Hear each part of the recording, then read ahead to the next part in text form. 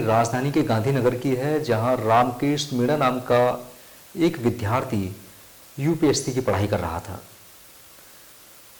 उसकी दोस्ती अमृता चौहान नाम की एक स्त्री के साथ होती है, जो कि फॉरेंसिक से बीएससी कर रही थी। दोनों की दोस्ती गहराती है, दोनों संबंध बनाते हैं और शारीरिक संबंध बनाते समय उसका दोस्त मीणा उसकी न्यूड वीडियोज शूट करता है। उस समय दोनों में से किसी को भी आपत्ति नहीं होती और कुछ समय बाद जब दोनों का ब्रेकअप होता है, चौहान अपनी बीएससी में व्यस्त हो जाती है और उधर मीणा यूपीएससी की पढ़ाई करता है। परंतु समय समय पर उन वीडियोस का फ़ायदा उठाकर वो अमृता चौहान को बार बार परेशान करता है और शारीरिक संबंध बनाने को विवश करता है। अमृता रामकेश मीणा की इन हरकतों से तंग आती है, जिसकी जानकारी वो अपने अन्य दो मित्र संदीप और सुमित को देती है। तीनों एकजुट होकर रामकेश मीणा को मारने का षड्यंत्र रचते हैं।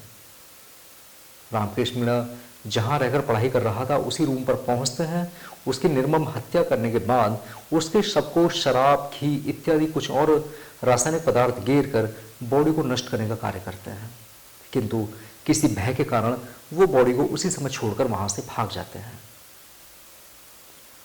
जब थाना अधिकारी इसकी गहराई से जांच करते हैं तो उसमें उनकी एक्स जीएफ अमृता चौहान के होने की पुष्टि सामने होती है, जिसे कि 18 अक्टूबर 2025 को उत्तर प्रदेश के मुरादाबाद से अरेस्ट किया जाता है और उसी दिन उसके बताने पर उसके अन्य दो साथियों को भी अरेस्ट किया जाता है, जहां की तीनों ने इस बात को स्वीकार किया कि उन्होंने ही रामकेश मीणा को मौत के घाट उतारा था।